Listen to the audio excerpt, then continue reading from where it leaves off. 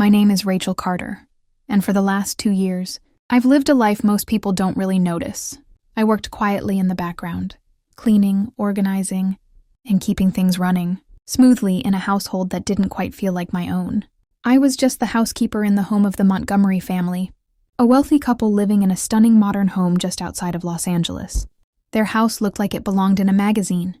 Sleek glass walls, polished wood floors, perfectly manicured gardens, and a pool that reflected the sky like a mirror.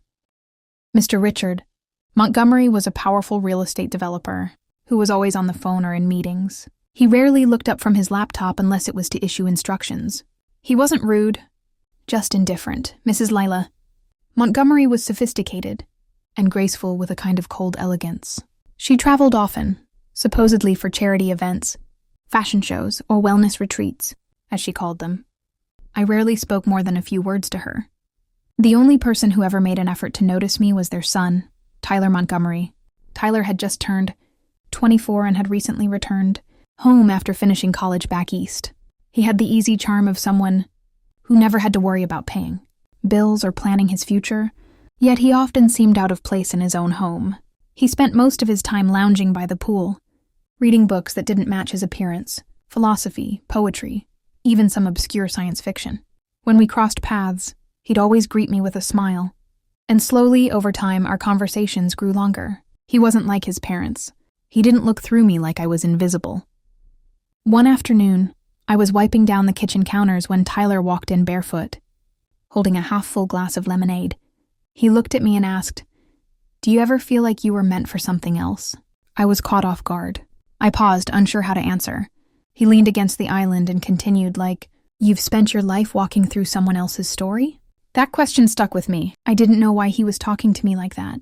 Maybe he was just bored. Maybe he needed someone who wouldn't judge him. Or maybe deep down he just wanted to feel like someone really heard him. I didn't give him a real answer that day. I just smiled politely and continued cleaning. Over the next few weeks, our casual exchanges turned into real conversations. He'd find excuses to come into the rooms I was working in. He'd ask me what music I liked, what movies I watched, where I grew up. I wasn't used to being seen like that, and I didn't want to believe it meant anything. But part of me started looking forward to seeing him each day.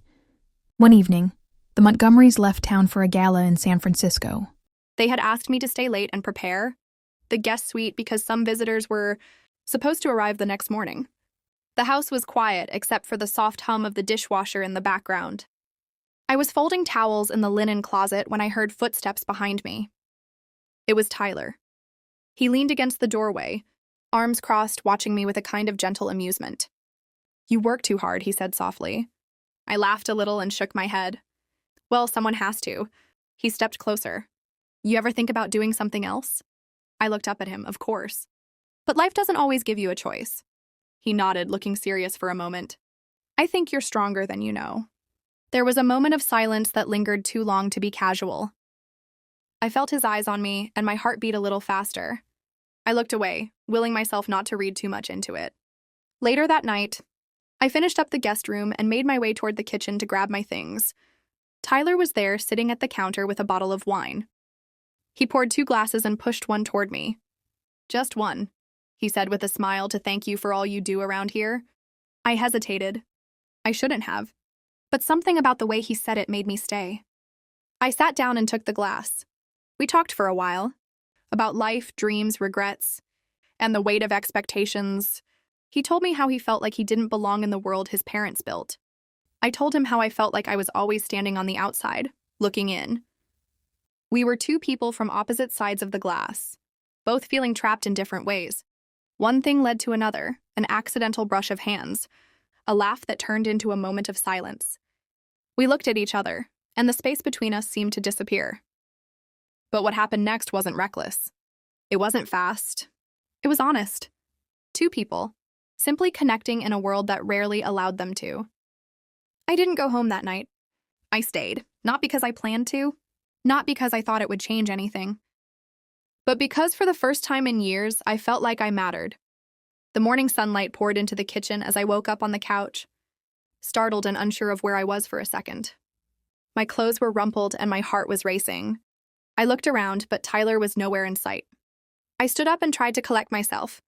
already preparing to sneak out quietly before anyone noticed. But as I walked toward the front door, I froze. Mrs. Montgomery was standing there. She had returned early and was watching me with the kind of look I couldn't read. My heart dropped into my stomach. I opened my mouth to speak, to explain, to apologize, though I wasn't even sure what I would say. But she held up a hand and said, "Don't bother." I braced myself for the worst. Instead, she walked past me, poured herself a cup of coffee, and sat down at the kitchen island. "I knew something was going on," she said calmly. "Tyler's been different lately. More alive." I couldn't believe what I was hearing. She wasn't yelling. She wasn't angry. She was almost relieved. She looked up at me and said, "I don't blame you, but you should know something. Nothing in this house happens without consequences." I left in a daze, not sure what she meant. The next day, I received a call from Richard Montgomery himself. He asked me to come back to the house for a conversation. I expected to be fired. Instead, he offered me something unexpected. "I hear you've made quite an impression," he said flatly.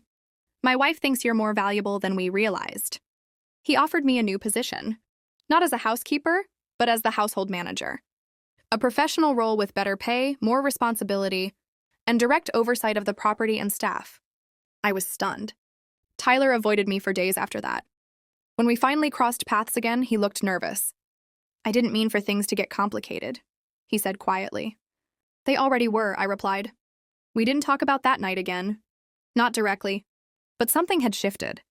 I wasn't invisible anymore. Not in this house. Not in my life. I started walking taller, speaking with confidence, taking pride in more than just the polished floors and clean windows.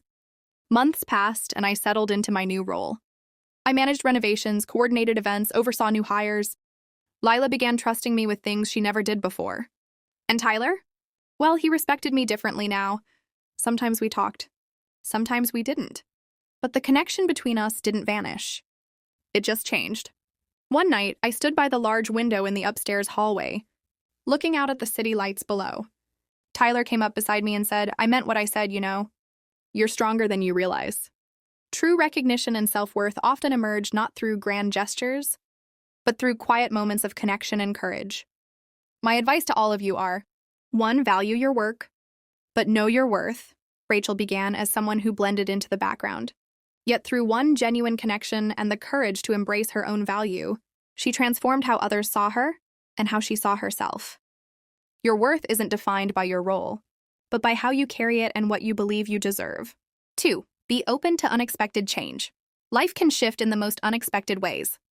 Sometimes what seems like a mistake or a risk, like staying for that glass of wine, can become the catalyst for growth, visibility, and empowerment. 3. Not all power comes loudly. Quiet strength, consistency, and authenticity can command more respect than force. Rachel never demanded a promotion. She earned it by being steady, competent, and real. 4. Every relationship has consequences. Whether romantic or professional, how we relate to others leaves lasting ripples. It's important to be aware of boundaries, choices, and the potential fallout of intimate connections, especially when power dynamics are involved. 5. Change begins with being seen. Being acknowledged can spark a transformation, but it's what you do with that recognition, how you grow from it, that defines your path.